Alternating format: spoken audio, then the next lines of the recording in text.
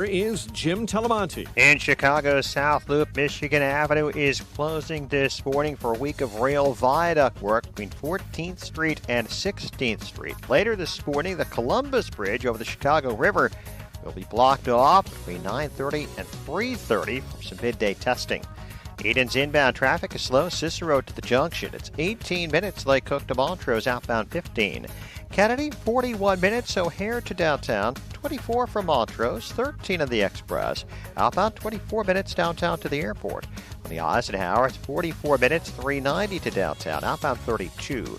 Stevenson, 34 minutes, 355 to Lakeshore Drive after a crash near Central.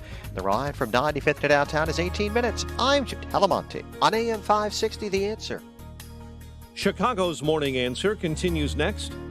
Your official Chicagoland weather forecast. Here's meteorologist Steve Williams. Times of clouds and sun, breezy day, high 65, partly cloudy for tonight, low 42. Partly sunny, windy tomorrow, the high 67. Clouds and windy, warm and a couple of showers on Wednesday, high Wednesday at 64. I'm Steve Williams on AM 560, The Answer. 44 right now, next news at 8:30. Chicago's Morning Answer continues next on AM 560, The Answer. From the Matrix Home Solutions Studios, this is Chicago's Morning Answer on AM 560, The Answer. Listen to AM 560, The Answer, online at 560theanswer.com, on the AM 560 mobile app, on your Alexa-powered smart speaker, on TuneIn, iHeart, and radio.com. This is Chicago's Morning Answer with Dan Proft and Amy Jacobson on AM 560, The Answer.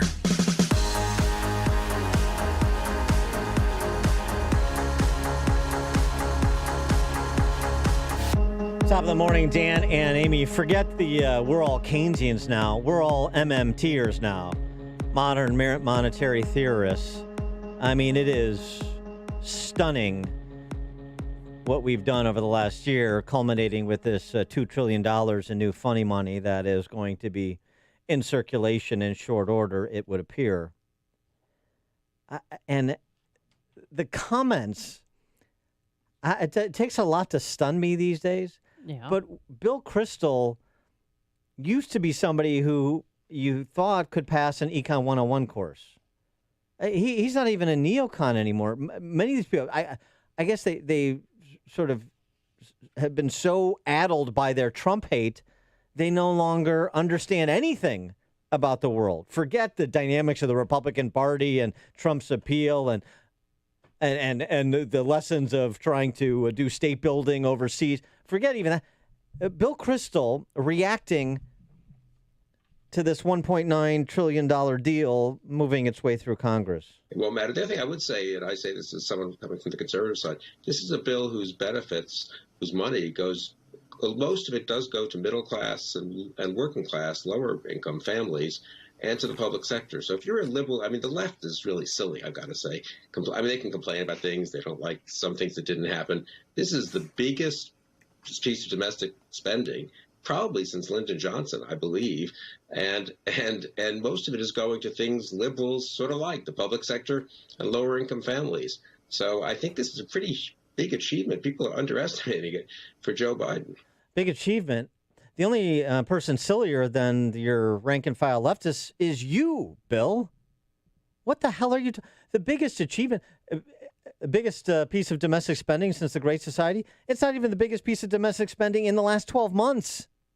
That was CARES Act, COVID relief 1.0 back in March of last year, $2.2 trillion. And Washington Post reporting on this is good. Joe Biden's signature achievement or defining achievement was going to lift people out of poverty because they're getting $1,400 checks over the last 8 months with the combination of the two quote unquote relief bills under Trump. They got $1,800 checks. I didn't hear this was going to lift people out of poverty argument then because it's not. Going to middle income families, public sector. Yeah, I understand. We used to believe, Bill, that a government-centric economy was not the right model. $900 billion in transfer payments. That's the $1,400 and the child tax credits. Casey Mulligan and Steve Moore, we talked to both last week, say this $2 trillion in spend to get Americans back to work is going to prevent 5 to 8 million Americans from getting back to work. We find that, as Ryan Fazio argues in the New York Post, this isn't a relief bill. If it were, we wouldn't be sending $2,800 checks to childless households with $150,000 in income. That's a good way to put it. Yeah. What do they need the money for? $350 billion for state and local governments, which is 116 times more than the entire revenue shortfall for all state governments. $130 billion for K through 12 spending. K through 12 school systems have spent 1/6 of the $63 billion allocated in the CARES Act from a year ago. Oh, and of course, what we understand from the left, and apparently Bill Kristol now, is everything the government does only has upsides. There are no negative consequences. Spending is stimulative. Tax increases are stimulative. Manufacturing money out of thin air is stimulative. It's all good news. There's no piper to be paid here. Is that right? For more on all this, we're pleased to be joined by Christopher Whalen, investment banker and chairman of Whalen Global Advisors, LLC. Also the author of books including Ford Men, From Inspiration to Enterprise, and Inflated, How Money and Debt Built the American Dream. Christopher Whalen, thanks for joining us again. Appreciate it. Hey, good morning. Good morning. What do you think? It's all good news, and don't even say the I word because that's not a thing. Well, it's funny. We're kind of reliving a century ago after World War I when people didn't have any ideas anymore. They were throwing up their hands and they didn't know what to do. So in Washington, we spend money we don't have. And you're right. Your description is very apt. But it's even worse than that. I think we live today in the age of the dilettante. And, we pick people because of their sex instead of their competency. We are completely superficial in almost everything we say and do in Washington. And we ignore the obvious, like you guys like that piece I wrote last week about the failed 7-year auction for Treasury debt. If we can't borrow the money, we can't spend the money, can we, Dan? Well, wait a second. No, the Fed has increased its Treasury securities holdings by 8x. So the Fed just keeps buying up treasuries, and then it's not a problem. Then you've got you've got these spendable funds for the government. The money supply increases, but according to modern monetary theory, that's no big deal. Well, we'll find out. We seem to be determined as a society to jettison all of the benefits that we earned after World War II, the special role of the dollar, and our ability to dominate the world economy as a result. And the thing is that most of the people in Washington today in either party are so ignorant of finance and their own country's history that they don't understand any of this. If you tried to have a conversation with Kamala Harris or most of the Republicans, frankly, about this issue of governance and debt and spending, they would look at you like an alien. That's not part of their narrative. That's not part of their world. So they just assume that the system will let them do whatever they want until the system says no. And we came pretty close last week. We had a very bad 7-year note auction. The dealers ended up with half of the supply. They couldn't sell it. And what that means is that the Fed may have to come in soon and buy an entire Treasury auction.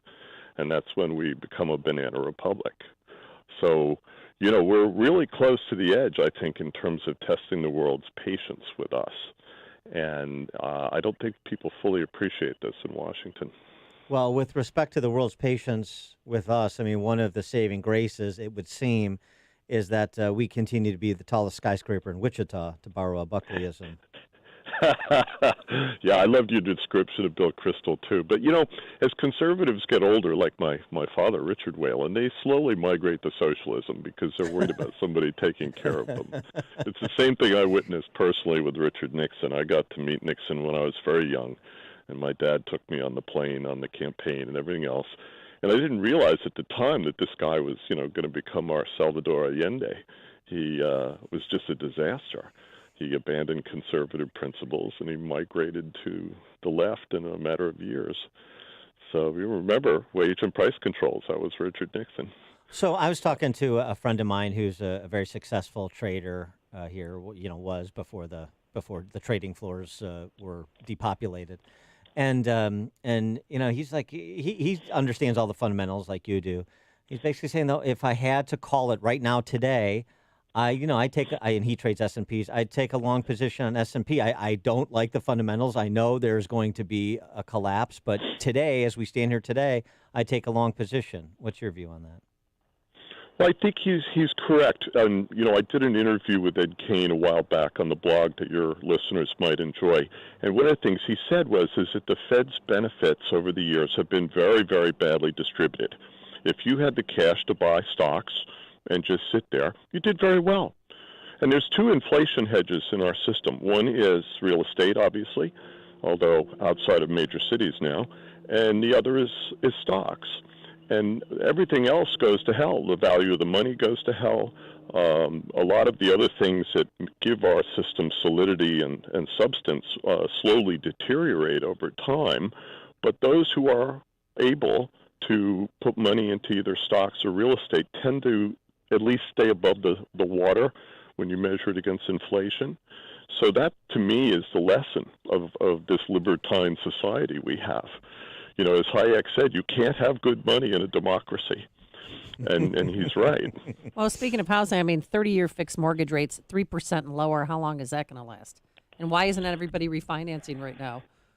Well, they will. They will. The mortgage industry is entering a tertiary phase. I'm writing my column for National Mortgage News this morning, seeing the little spitting contest between United Wholesale Mortgage and Rocket. United Wholesale is the bottom feeder of the industry. I call them the monkfish. And Rocket is the killer whale. They're the best refi shop in the industry. So I think that, the Fed is going to keep their foot on the short end of the Treasury curve, so that refi opportunity is not going to go away. It's going to rise a little bit. We backed up about 40 basis points in the last 6 weeks.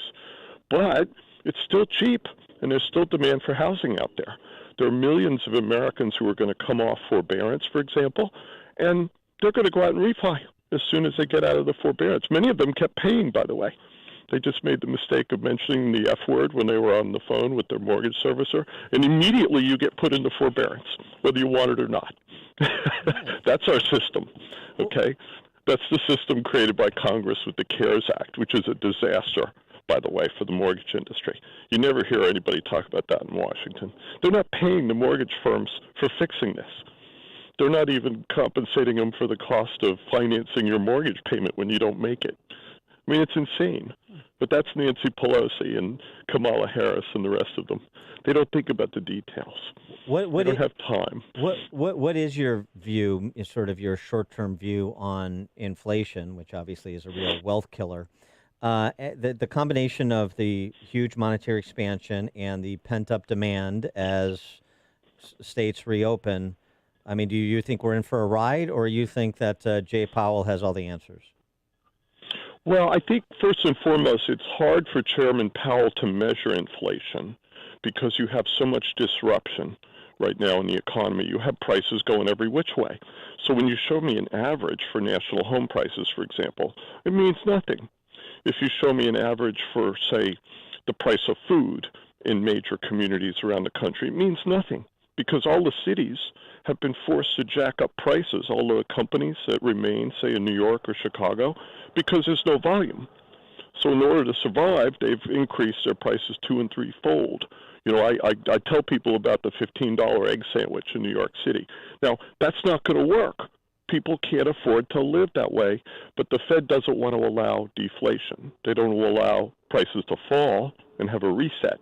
Yeah. Which is how we used to give people a chance to get started, right? You bought a cheap house, you did whatever, you bought a failed business, and you got a chance, you got some equity. We don't allow that anymore. So we pretend that there's no inflation on the one hand, but on the other hand, costs go up. I don't know anybody who hasn't seen living costs go up, except for me. I just moved out of New York City, so I just cut my living costs in half. Smart Good man. for you. And I'm in Westchester County, which is one of the more expensive communities around the country. But you know what? It's booming because businesses and individuals are leaving New York City and they are relocating to a place where they can have a somewhat more normal life. So I think, the disruption we see throughout the economy is going to make it really hard for policymakers to have a defensible position on whether or not we have inflation or not, which is a problem. Well, speaking of New York City, Chicago, the big cities, when we talk to you, we do a stop, look, and listen as we're getting closer to reopening, although, of course, at a snail's pace in these socialist-dominated urban centers.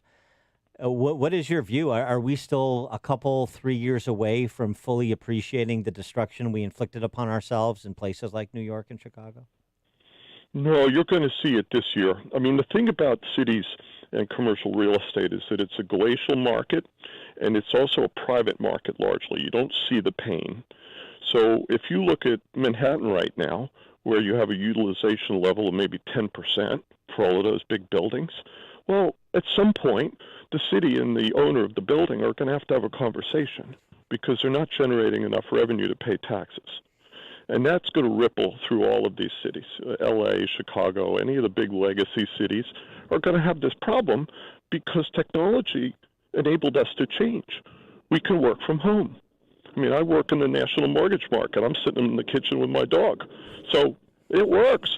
And I think for a lot of companies, once they were forced to change and forced to send people home, as we did in the mortgage business, right, we increased headcount by 40% last year.